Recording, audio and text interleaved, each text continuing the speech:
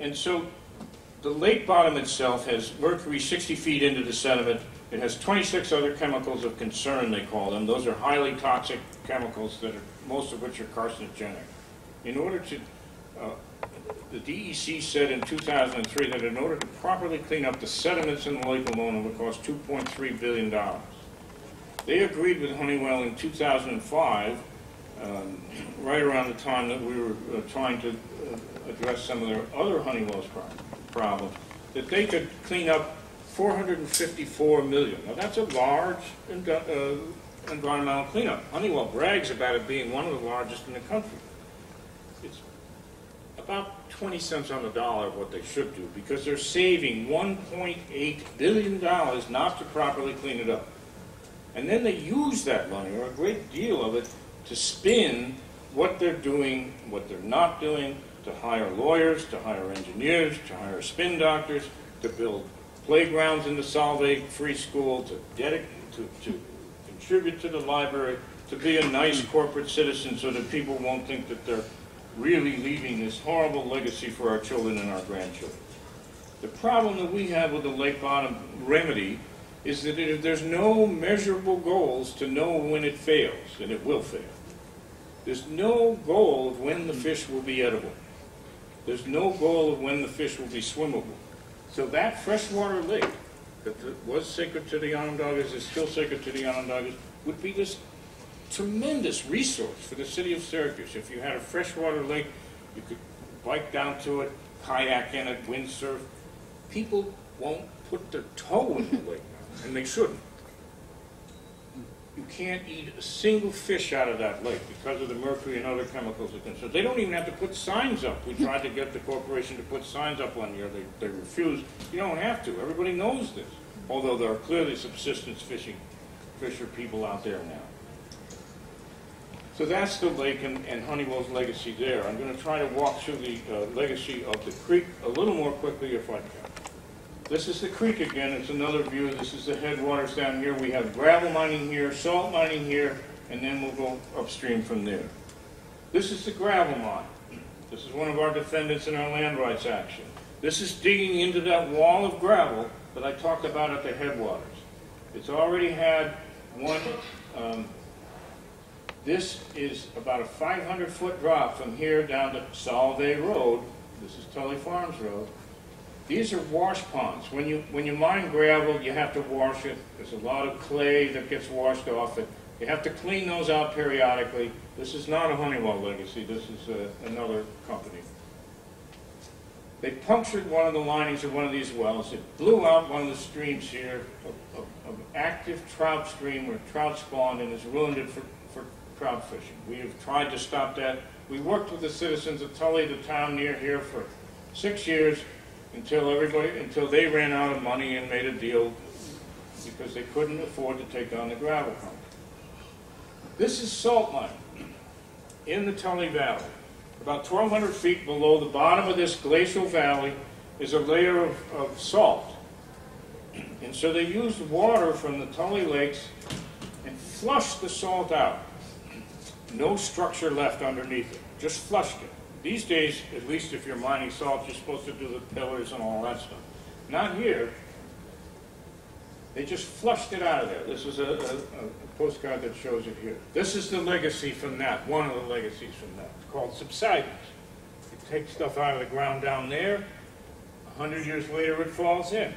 There are sinkholes, there are 6 sinkholes now, newly formed lake. One of them is 600 feet across.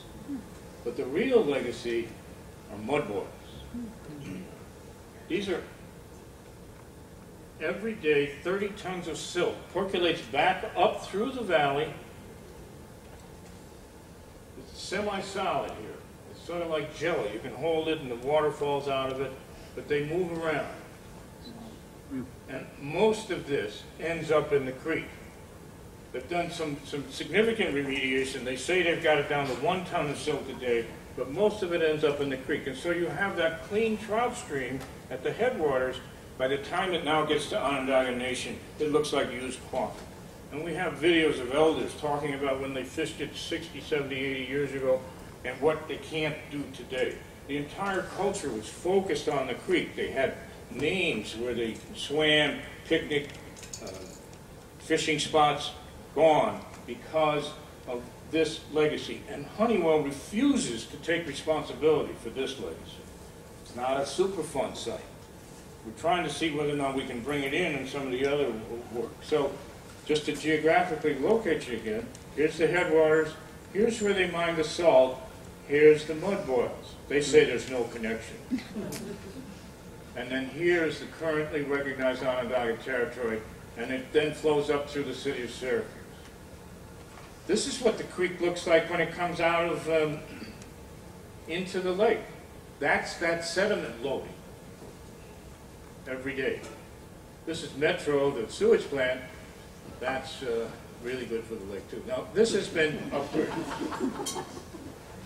This has not been addressed. This is another problem downstream. Very briefly, it's a combined sewer overflow. All our old cities put the stormwater into the sanitary sewers. When it rains, there's too much volume.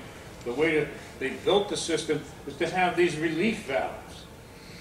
That valve is probably 12 foot in diameter that opens up when it rains and dumps sewage into the creek. We just had a court appearance on that yesterday, and we'll come back to that in a minute. This is their way of addressing that problem in an Afro-American community. They call this a treatment plant. It doesn't treat much. It gathers that combined sewer overflow, throws chlorine at it as it goes by, and then they try to dechlorinate it before it gets dumped into the creek. But it ends up in the creek. That's less than primary treatment. This is their idea of how we treat Onondaga Creek in the middle of the city of Syracuse. We fought for 10 years, shoulder to shoulder with this community, to stop this. And we couldn't because we had a Pataki-run DEC, a Bush-run EPA, and a Republican-run county. 2 years ago, we had a change in the county leadership, and what we were in court for yesterday was to get them to agree to, rather than building sewage plants, to implement green infrastructure to take the water out of the system in a more holistic way. And we have a federal judge who is very skeptical of that. He's very anti-environmental. But we'll see. So back to the tour again, and how are we going to hold Honeywell responsible for this? Well, I really need your help with that one. When we first met Gary in 2005, we were absolutely excluded from this process. There's two halves to Superfund. The first half is the remediation, where they're supposed to clear it up. About 20 years ago, the state of New York sued Honeywell, or Allied at the time. Honeywell's now taken that over, for that half of Superfund. They didn't even ask the nation. And so we're excluded from that. We tried to intervene when they tried to implement that record of decision for the lake bottom. The judge dismissed that motion for intervention in 30 seconds. The second half of Superfund are the trustees for natural resource damages. The theory is that even if you clean everything up, the toxins that you put there and that you left there will harm the natural world, will harm the heron, will harm the fish. Clearly that's the case. Turtles can't grow in that white stuff because it sucks the water out of their eggs. So we are now, within the last year, we have been accepted as a trustee for natural resource damages. We have a cooperative assessment agreement signed by Honeywell. They are now agreeing to pay for studies that they think that we work together with to measure the damage to the natural world. So we have made significant progress.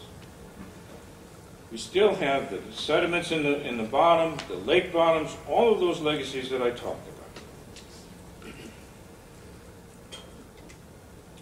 So when I talk about natural resources, I'm lucky enough to live down on a glacial lake just south of the headwaters, and we have herons every day. So when I talk about talking for the heron, I like to use slides like this. Recently, I'm aware that Honeywell is listed as one of the 50 most ethical corporations. And it just, I can't figure that out. But they are much slicker. They do try to engage. They have 2 or 3 people that they actively have at community meetings. But they're leaving 90% of what they did They will not account for those mud boils that ruin the creek. And so it's a tough road to go against a corporation that big with that 1.8 million that we that I said they were saving before. And one of the things that I know we could use some help with is the fact that Honeywell has dozens of legacies, if not scores of legacy sites around the country. We can barely document the 10 or so that they have around Onondaga Lake and keep up with them. Every day we get a notebook like that. Every day. If we don't get a notebook from a Honeywell paid-for consultant, something's wrong. That's how they try to deal with you, because they know that I've only got 5 people in my office and that we can only handle so much. But we're doing okay there. We're changing things. We're being heard. Our last congressman, before the fact that we just got a newly elected Democratic one who came to the Longhouse within a month of his being elected this year, the last one once blamed me as being the only person who said the lake wasn't clean. But that's not quite right. So how many Superfund sites does Honeywell have a legacy for around the country? It seems to me that organizations like this might be able to help people get together to fight them on a more united front. And as the Haudenosaunee and the Onondaga say, let us put our minds together. And I had some other notes that I wanted to talk about first. We have, in addition to Honeywell, there are 2 major environmental issues that the nation spends a great deal of time on. One is hydrofracking. It's a horrible process. It is ruining people's wells everywhere it's going on. It's ruining wells in Pennsylvania. We provided an outline or an article that a member of my staff wrote on a recent trip to Pennsylvania. That process now, in the Marcellus Shale and the Utica Shale and other shales, they drill down about 7,000 feet, drill out a mile in each direction, and then use 5 million gallons of water per well laced with toxic chemicals that they won't reveal, and break the shale up in order to free the gas. And then the theory is that you get all that gas back into your well. That's if it works. So you got constant drilling, constant pumping, constant compressing. There's an ozone problem in the Four Corners areas that is created by this kind of stuff. Hydrofracking is coming to New York, and it's going to ruin the groundwater and the surface water of every community that it's anywhere near. Denmark, Pennsylvania is severely impacted by that. They just had a fracking fluid spill of 6,000 to 8,000 gallons. It's killing hundreds of thousands of fish. Hydrofracking has to be taken on. Halliburton's actively involved in it. So that's a major issue. Factory farming needs to be controlled. And most of you probably already know this. But the people that live downwind and downstream from factory farmings are being killed from the air pollution and the water pollution. And so our rural communities, I'm from a rural community. My father taught agriculture in high school. I worked on farms growing up. None of those farms are there anymore. None of those family farms are there. We have a factory farm south of me that has 1,200 head of cattle in it. Most of the laborers there are Guatemalans. And so they put 15 family farms out of business, and then you have a huge manure problem. So you need to think about factory farming. We don't have time to go any further than that. The other thing I want to ask you to remember that when you're working on environmental issues, and there is an Indian nation anywhere near there, and there are Indian nations everywhere, all of this land belongs to Indian nations, that they need to be at the table with you. You need to be consulting Indian nations at every step of the decision-making process in environmental work. And the one last thing that I really want to ask your help on is to think about supporting the United Nations Declaration of Indigenous Rights. In September of 2007, it's 2 years old, this was adopted by the General Assembly. 4 countries voted against it. Yeah, I think we had the same 4 list earlier. United States, Canada, New Zealand, and Australia. Australia has agreed to now adopt it. New Zealand is working towards it. We need you to help us convince Barack Obama that that needs to be done. That's one of the major things that you can help us with, because those human rights. That's what they are. And we have with us Tanya Ganella-Frischner, who is the North American representative to the UN Permanent Forum on Indigenous People. She's an Onondaga woman. She's a lawyer. She works here in New York City. She can help answer questions about that. But the UN Declaration really needs our support, and the United States needs to adopt it. So I think one of the things you can think about is how you can get a broader picture on corporations and what their environmental legacy is. Think about those other issues we talked about, and I appreciate your listening to me. Thank you. Thank you.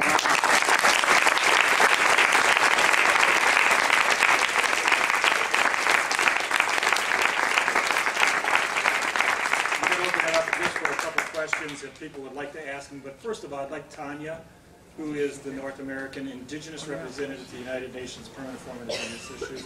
Tanya, would you stand up so people can see you?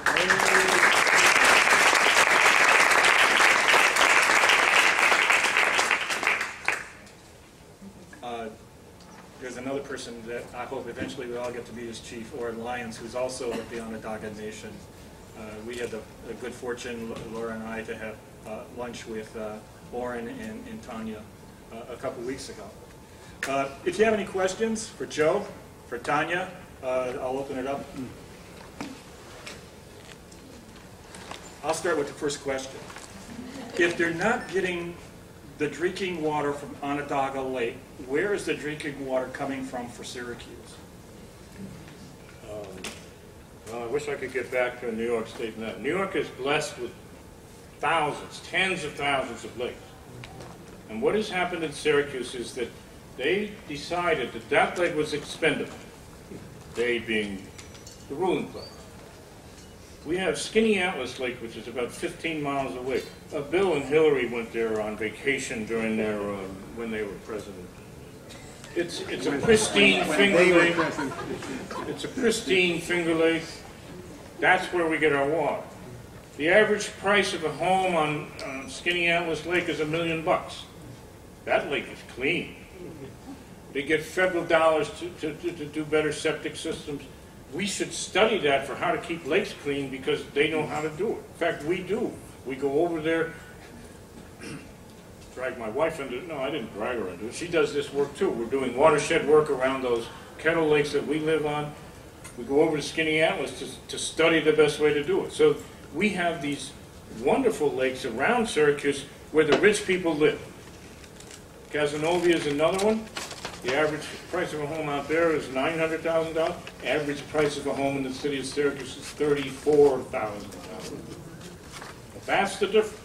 So we protect the lakes that we get the water from. They don't even have to filter that water. Some of it comes from Lake Ontario, which I can't believe people have given all what we do to Lake Ontario. But most of it comes from those pristine lakes that the rich people live on and protect. And the poor people in the city of Syracuse, but there are a lot of suburbs that are around that lake. Just think about what that lake would be like. Think about, we now have people talking about Onondaga Creek as waterfront.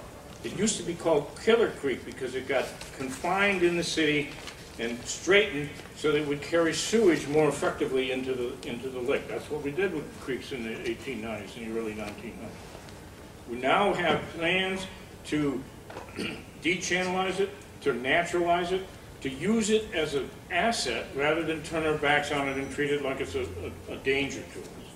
And so it's an excellent question because it teaches us that we have, and we all know this, we have more than one standard. So they abandoned Onondaga Lake and protected their lakes. Any other questions? Another question?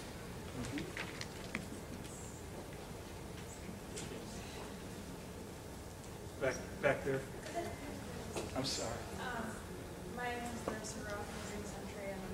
I'm really hard of hearing. I've got great hearing aids, but... My name is Larissa Ruoff. I work with Green Century, and thank you for sharing your story. It was amazingly eye-opening, and thank you for talking about hydrofracking. I just wanted to point out on the schedule that tomorrow from 1 to 2, there'll be a session discussing the ways that investors can engage on the hydrofracking issue. I'd love it if you could participate, but if not, we should definitely remain in touch so that we can make sure that we're bringing the voice of the community affected to our dialogue with these companies. Good. Margie? I was just, when you were talking about the mercury level in the fish increasing, and if most people, if most of those fish aren't being harvested, do they die in the lake and then the mercury just goes back down? I mean... Well, no, they migrate, first of all. Okay.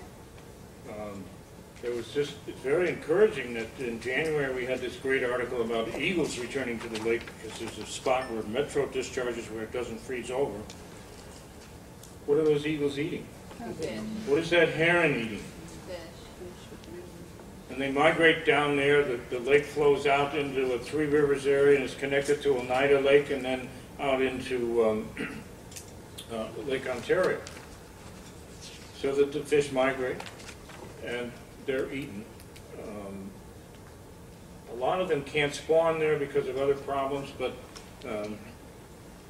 there isn't a great deal of fish kill. You don't see the level of fish floating up on the edges the way you did before they fixed method.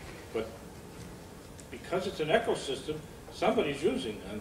And that, you know, obviously there's bioaccumulation, and that's what we're beginning to measure. You know, what do the bats now have in their fish tissue, or in their blood? And that's what we're beginning to measure, because that's the measure of natural resource damage. But clearly, eagles, herons, kingfish, whatever's eating fish out of that lake is being poisoned, and they're having levels of mercury significantly higher. I have a question related to the mercury issue. There are some concerns that the autism rates are linked to heavy metals, specifically mercury, and I just wondered if you knew if there are unusually high autism levels in the area. You know, one of the problems we have is that we don't have the resources to trace the human health risks that are created by this. My wife's day job is a special ed tutor. She doesn't teach in a classroom anymore. There are clearly increasing levels of children with special needs for teaching. Hyperactivity, autism, those levels are going up. Now, I think that's nationwide, but we have not been able to have the resources to trace whether or not we could show that there's that kind of direct result.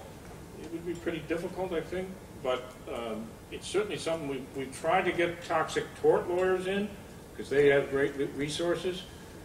We've had one group in, but it's a very difficult thing to document. It takes massive resources. It's the kind of thing that we'd love to be able to do if we had more resources. We have time for one more question. Oh, man. Oh, would you say, Tanya, who you pointing to? Oh, okay, right there. With the expansion of the mall, what is their role in either the pollution or the cleanup of the lake, and then have you engaged them before? What's the role of the mall in cleaning it up? Just None. because they're located right there. None. This mall developer is not one of my favorite people. He managed to get some green federal bonds. It just coincidentally came a month after he gave Bill Clinton's foundation $100,000. He claimed to be using, and he has brought some better construction practices into play, but when he built the mall on the site of a former oil city tank farm and some really trashed areas, a big scrap area. But there's a corner of the parking lot of Carousel Mall where they put most of the toxics right underneath the parking lot. Again, it's a filled-in wetland because we saw that end of the lake.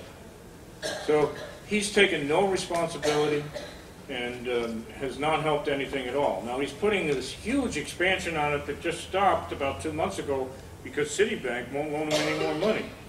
And so there's this lawsuit between the two of them. But he's taken no responsibility. He wants to build an indoor water park rather than clean up the lake. Oh, jeez. You know, there were two other questions. I'm not going to let them answer it, but why don't you ask your questions, and then when I hear what the questions are, and then we'll get back to you with the answers to them. What was the? We'll have time afterwards when we change this. Oh, okay. All right. I didn't understand it, but okay, I'll trust you. Thanks a lot, Joe.